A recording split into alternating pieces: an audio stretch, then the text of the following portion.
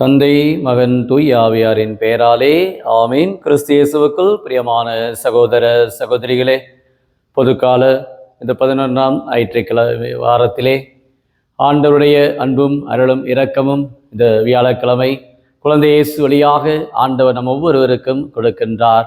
இந்த ஜூன் மாதத்துடைய 18ஆம் நாளிலே தாயாம் திரு அவை புனித ஜூலியானா என்ற புனிதரை நினைவு கூறுகின்றது. இவர் 1270ஆம் ஆண்டு பிறந்து 1316ஆம் ஆண்டு இவள் தன் வாழ்நாளிலே நீத்தவளாக கடவுளுடைய அன்புக்கு பாத்திரமாக இந்த உலகத்திலே வாழ்ந்து மறைத்திருக்கின்றாள்.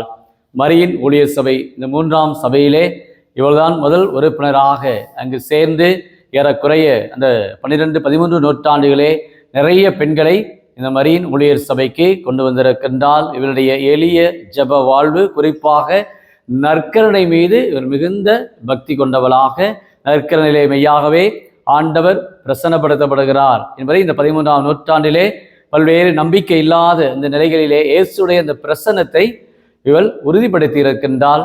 அந்த நற்கருணையிலே ஒவ்வொரு நாளும் 1 மணி நேரம் அல்லது 2 மணி நேரம் நற்கருணை ஆண்டவர் முன்பாக ஜெபித்திருக்கின்றாள். இன்றைய நற்செய்தி வாசகத்தில் நாம் பார்க்கிறோம், ஆண்டவர் நமக்கு ஜெபிப்பது நாம் எப்படி ஜெபிக்க வேண்டும், நம்முடைய ஜெபிக்கின்ற முறைகள், பிதற்றுகின்ற அந்த வார்த்தைகள் அல்ல. 2 வகையான ஜபங்கள் இருக்கு. ஒன்று மனஜபம், இன்னொன்று வாய்மொழி ஜபம். ஆனால் இன்றைக்கு எந்த ஜபத்துக்கு இன்றைக்கு நாம் முக்கியத்துவம் கொடுக்கின்றோம்? சில வேளைகளிலே மனஜபத்தை நாம் விரும்புவதில்லை. இது ஒரு ஜபமா என்று கூட சில வேளைகளிலே அமைதியாக இருப்பது, இதெல்லாம் ஏழுமா, இதெல்லாம் இன்றைக்கு முடியுமா என்றெல்லாம் இன்றைக்கு நாம் அந்த ஜபத்தை நாம் தவித்து விடுகிறோம். ஆனால் வாய்மொழி ஜபத்திற்கு சத்தம் போட்டு ஜபிக்கிற பொழுது உண்மையாகவே நாம் ஜபிக்கிறோம். ஏதோ கடவுளுக்கு காது கேட்கவில்லை என்று கூட சில வேளைகளே நாம் கத்துகிறோம், கதறுகிறோம். நம்முடைய அபய குரலை ஆண்டவிடத்திலே நாம் எழுப்புகின்றோம்.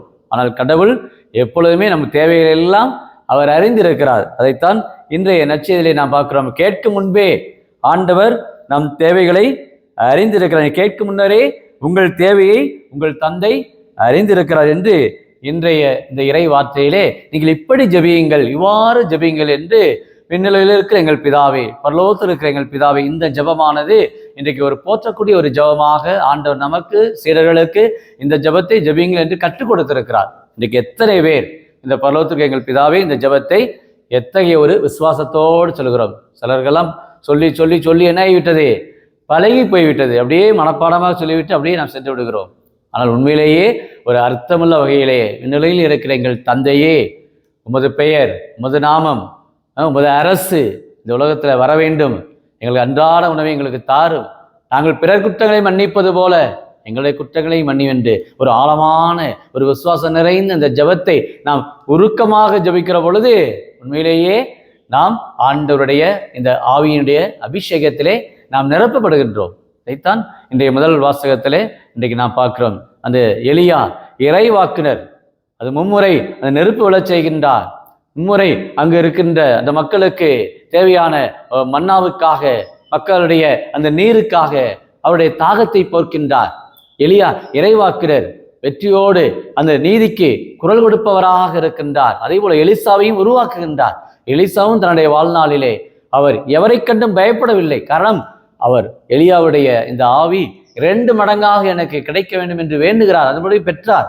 அதனால் அவர் எவரை கண்டும் பயப்படவில்லை. எலிசா துணிவோடு ஆண்டவருடைய அந்த விருப்பத்தை, ஆண்டவருடைய வாழ்வை பிரதிபலித்தினார். அதைத்தான் முதல் வாசகத்திலே நாம் பார்க்கிறோம். எலியா இறைவாக்குனருடைய அத்தகைய ஒரு ஆண்டவர் மீது கொண்டிருக்கக்கூடிய அந்த பற்று, கடவுள் மீது கொண்டிருக்கக்கூடிய ஒரு உறுதியான அந்த உள்ளம் ஒரு நாள் அவர் மாறவில்லை. எலியா அந்த அளவுக்கு துணிச்சலோடு இருந்தார், வலிமையோடு இருந்தார்.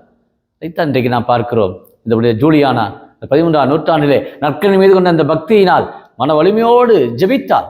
நிச்சயம் எனக்கு கிடைக்கும். மார்க் நற்செய்தி 11:24 சொல்கிறது, நீங்கள் கேட்பதற்கு முன்பே பெற்றுக்கொண்டோம் என விசுவசிகள் என்று சொல்கிறார். நம்முடைய தந்தை நாம் கேட்கும் முன்பே அவர் அறிந்திருக்கிறார்.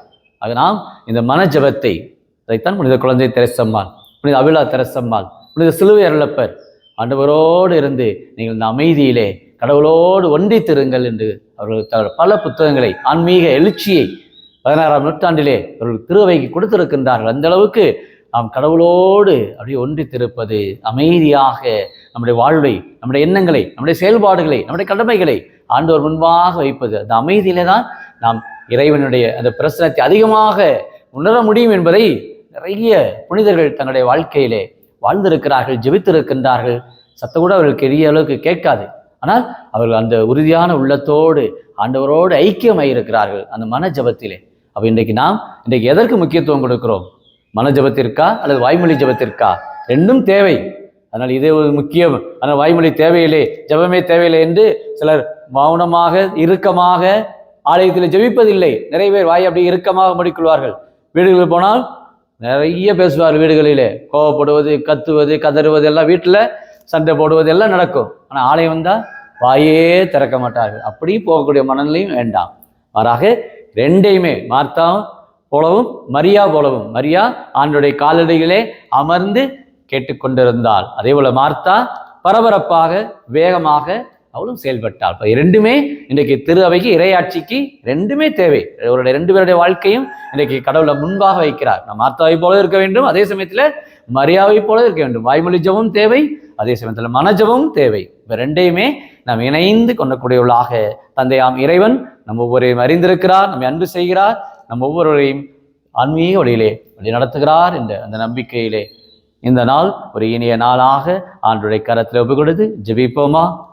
அன்பின் பரலோக பிதாவே, அப்பா இயேசுவே, அருமையான இந்த நாளுக்காக நன்றி கூறுகிறோம். குழந்தை இயேசு, நீ என்னை மகிமை செய்ய செய்ய நான் உன்னை ஆசீர்வதிப்பேன் என்று நம்முடைய அன்பு வார்த்தைகள் இதோ இந்த குழந்தை இயேசுடைய கரங்களிலே இந்த வியாழக்கிழமையிலே ஒப்பு கொடுத்து வேண்டுகின்ற அனைத்து குடும்பங்கள், இந்த யூடியூப்ல ஜெபிக்கிற அநேக குடும்பத்தில் ஒவ்வொரு நாளும் ஜெபிப்பதிலும் மன்றாடுவதிலும் ஆண்டவருடைய இந்த இறை வேண்டலிலும் ஒவ்வொரு நாளும் ஒப்பு கொடுத்து வேண்டுகிற விண்ணப்பங்கள், எதிர்பார்ப்புகள், தேவைகள், இந்த ஜூன் மாதத்தில் நடக்கக்கூடிய நல்ல காரியங்கள், குடும்பத்திலே பிள்ளைகளுடைய வளர்ச்சிக்காக, பிள்ளைகளுடைய எதிர்கால தேவைக்காக, படிப்பிற்காக, கல்லூரிக்காக, இன்னும் வேலை வாய்ப்பிற்காக, அரசு வேலை வாய்ப்பிற்காக, வெளிநாட்டு வேலை வாய்ப்பிற்காக, தொழில் வளர்ச்சிக்காக என்று பல தேவைகளை முன்னிறுத்தி ஜபிக்கிற அனைத்து குடும்பங்களுக்கும் நீரே வல்லவராக, ஆண்டவராக, மீட்பராக, இரட்சகராக ஒவ்வொருவரையுமே நம்முடைய ஆவியின் அபிஷேகத்திலே, அது எலியா எவ்வாறு அவருடைய ஆவியை எலிசாவுக்கு அனுப்பி அவரை பலப்படுத்தியது போல இன்றைய நாளிலே புனித ஜூலியானா தன்னுடைய வாழ்நாளிலே நற்கனை இருக்கிற ஆண்டவரை பற்று கொண்டது போல இன்றைக்கு அன்றாட வாழ்விலே இயேசுடைய